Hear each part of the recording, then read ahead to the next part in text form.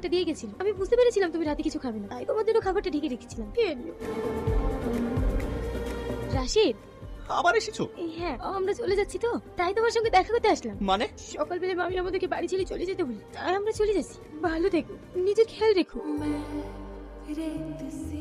Rashid, I love you. আমি তোমাকে অনেক ভালোবাসি। আর হ্যাঁ, তুমি ওই বাড়ি থেকে চলে যাও। আর এক মিনিট, আর বেশি বিরক্ত করবো না। এই কেকটা তোমার জন্য নিয়ে এসেছি, আর বিরক্ত করবো না। লাও, কথা দিচ্ছি। বৃষ্টি, আমি তোমাকে অনেক ভালোবাসি, অনেক ভালোবাসি। বৃষ্টি, আমি কি দেখছি?